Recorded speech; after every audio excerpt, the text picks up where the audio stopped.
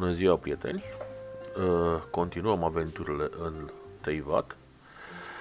Astăzi o să încerc să obțin niște personaje noi. Spuneam la un moment dat că speram ca în noile bannere să fie Iula, dar se pare că Mihoia este de altă părere. Deci planurile mele s-au dat total peste cap. Așa că astăzi vom încerca altceva. Avem 10 dorințe normale și 18 dorințe speciale. Poate vom reuși să facem 20. Și voi da după Nahida, pentru că este un personaj foarte puternic. Și chiar dacă nu nimeresc pe Nahida, nu prind pe Nahida, am aici pe Bennett, care e un personaj foarte bun, și pe Razor, un personaj de Electro de care aș avea nevoie, pentru că acum nu o am decât pe Lisa. Bun.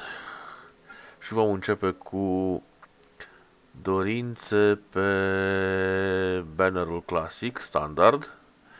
Dar întâi, cum v-am obișnuit, fiind foarte superstițioși, vom încerca să dăm aceste dorințe dintr-un loc norocos, la o oră norocoasă. Suntem în palmele arconului de Anemo Barbatos și o să alegem o oră. Continuăm cu 23:45, miezul nopții fără un sfert, sau încercăm altceva? Haideți să încercăm 7 minute după miezul nopții. Ce ziceți de asta? Așa, 007, ca și James Bond. Și așteptăm să vedem dacă avem un noroc pentru James Bond. Și vom da prima dată dorințele normale, toate 10 deodată. Ne concentrăm.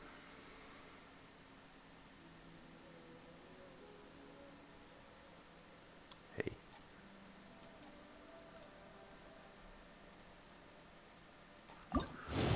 Ținem pumnii și avem... Nu avem un personaj de 5 stele, ci unul de 4 stele. Încă nimic. Să vedem care este norocul nostru. Și Chongyun. Yay! Nu e rău chiar deloc. Nu e rău chiar deloc. Deși aveam un personaj de gheață pe cheia, dar Chongyun este destul de bun.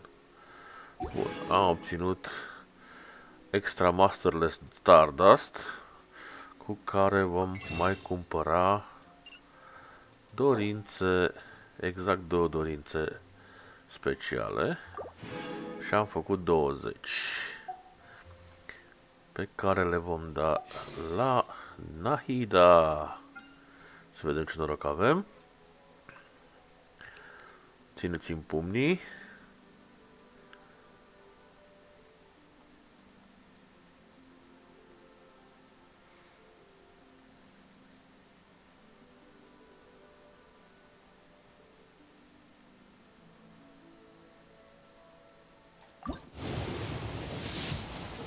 Și nu este Nahida. Să vedem cine este. Bennett! Bravo! Și probabil avem 2 personaje. Pentru că Bennett a venit chiar al doilea.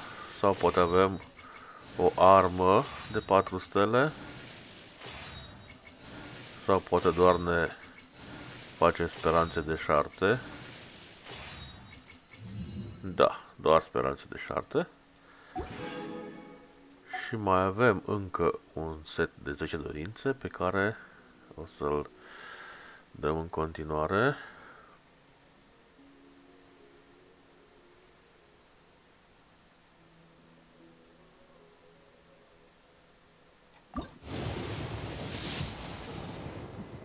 Nu este nici de data aceasta Nahida. Razor. Deci l-am primit pe Razor din Să fie două personaje.